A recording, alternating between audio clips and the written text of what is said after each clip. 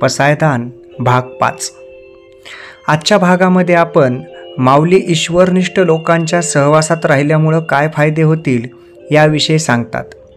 ईश्वरनिष्ठ लोक माऊलींनी हे संतांनाच म्हणलेलं आहे। संत ज्ञानेश्वर महाराज पसायदानामधून काय मागणं मागतात तर या सर्वांना जे ईश्वरनिष्ठ आहेत या सर्वांची या संतांची संगत सगळ्यांना मिळायला हवी। माऊली सांगतात की चला कल्पतरूंचे आरव, चेतना चिंता मनीचे गाव, बोलते जे अर्णव पियुषांचे। याचाच अर्थ काय? हे ईश्वरनिष्ठ लोक म्हणजेच संत असा अर्थ माऊलींना अभिप्रेत आहे। तर हे कोण आहेत तर हे कल्पतरूचं उद्यान आहेत, म्हणजे ते अनेक कल्पतरू आहेत असं हे उद्यान बगीचा आहे म्हणजे संत। शिवाय हे नुसते कल्पतरूचे उद्यान नाहीत तर चेतनारूपी चिंतामणी रूपी गाव आहेत। एक गाव म्हणजे ज्या ठिकाणी पूर्णपणे चेतनारूप किंवा चिंतामणी असतो आणि हे गाव आपल्या मनातल्या इच्छा पूर्ण करतं असं आहे।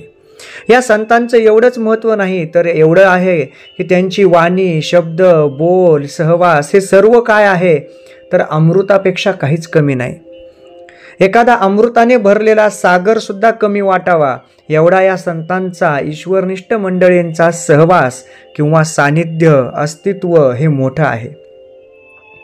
या अमृतरूपी समुद्राची आपण गणनाच कशात करू शकत नाही, एवढं महान असं कार्य हे संतांचं आहे। कल्पतरू किंवा चिंतामणी हे नेमकं काय तर आपल्या ज्या मनातल्या इच्छा असतात ह्या इच्छा जर आपण मागितल्या तर ते पूर्ण करणारं कोण आहे तर हे कल्पतरू असतं। हे चिंतामणी असतो, जो चिंता हारतो मनातली तो चिंतामणी। आपल्या मनातली चिंता ओळखून आपली चिंता हारणारा, आपल्याला पाहिजे त्या गोष्टी इच्छा आपल्या मानलेल्या मागितलेल्या पूर्ण करणारा कल्पतरू आणि मनातल्या चिंता नष्ट करणारा हा चिंतामणी। हे कोण आहेत तर हे संत आहेत। जेव्हा आपल्याला कोणाला काही अडचण येते ही अडचण आपली प्रामुख्यानं कशाची असते तर जे पाहिजे ते मिळत नाही आणि मग न मिळाल्यामुळं किंवा एखाद्या गोष्टीची चिंता वाटल्यामुळं होणारा त्रास तो वेगळा। पण जर ह्यांचा सहवास लागला तर आपल्याला अनावश्यक गोष्टी मागायची गरजच पडत नाही, आवश्यक गोष्टी कल्पतरूप्रमाणे पूर्ण होतात। राहिला प्रश्न काळजी करण्याचा, टेन्शनमध्ये जाण्याचा, डिप्रेशनमध्ये जाण्याचा तर ती मनातली चिंताच कधी उभी राहणार नाही, त्यामुळं हे असे गोष्टी देखील आपल्या जवळ येणार नाहीत।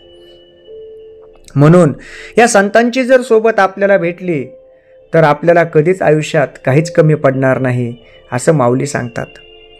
एवढा सुंदर असा मतितार्थ या पसायदानातून माऊलींनी आपल्याला दिलेला आहे।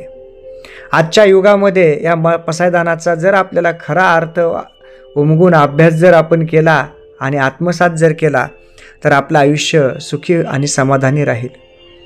प्रत्येकालाच काही ना काही आयुष्यात कल्पतरूकडून मागावं वाटतं आणि मनातल्या चिंता देखील चिंतामणीनं दूर कराव्या असं वाटतं, पण सहवास मात्र संतांचा नको वाटतो, आपलं आचरण संतांसारखं नको वाटतं।